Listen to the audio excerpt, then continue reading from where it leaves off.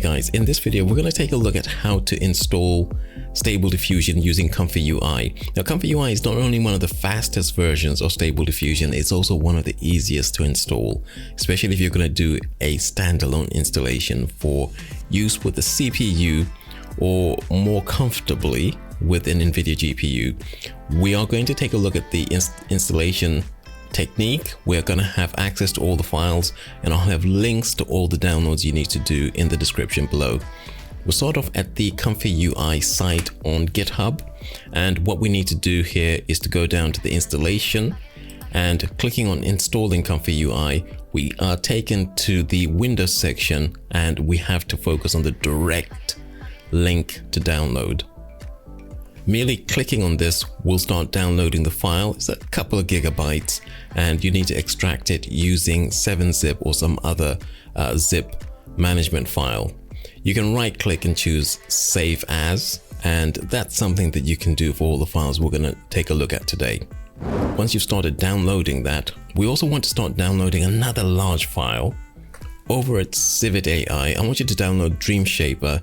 The latest one is number 8, and to download that one, we come here to the file. We can right click and choose download, or we can click on the download button here.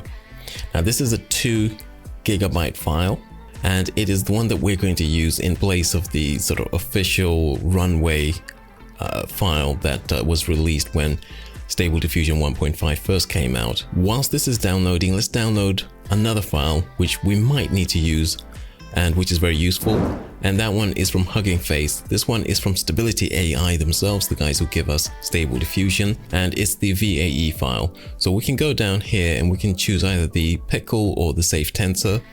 Again, just click on the download icon or right click and save as. I would recommend going with the safe tensor option. Those files will give us everything that we need to actually set up and start using Stable Diffusion as a standalone package. However, there are some other files that I want to take a look at, which I would recommend installing. They're not going to be large downloads. Whilst these guys are downloading, you may want to install those to get everything ready. And the first one is going to be Git for Windows. Now this guy here is usually going to be the latest one, so we can go to the 64-bit version, just start downloading that one. And we also want to download Python. Now Python is used in artificial intelligence. Git for Windows is used for communicating with GitHub. So they are very useful files to have installed and ready to use. You might already have Python installed. However, for ComfyUI, the very latest one that you need to use is 3.11. You cannot go beyond that because you're going to face some compatibility issues. I'm currently using 3.10.6, and I'll recommend this one because it is highly compatible with a whole bunch of different Stable Diffusion installations. And the one we need is the one for the Windows installer 64-bit. And whilst those are downloading, good time maybe to let you know that I have a number of courses over at Udemy. These courses cover Stable Diffusion with Automatic 1111, with SDXL and ComfyUI, and also we go into advanced SDXL and ComfyUI, and even mastery if you want to become a real expert in the subject. I'll have a link to these down below and a discount for you if you want to use the courses to improve your learning. Now, when it comes to installing Git for Windows, the default settings will be fine, but I want you to take notice of this setting here. This is the Windows Explorer integration. Make sure that this option and that option are both ticked. Otherwise, you can go with the default settings for all the other options that are available. When it comes to installing Python, you're going to have some options. Here, I've already installed it.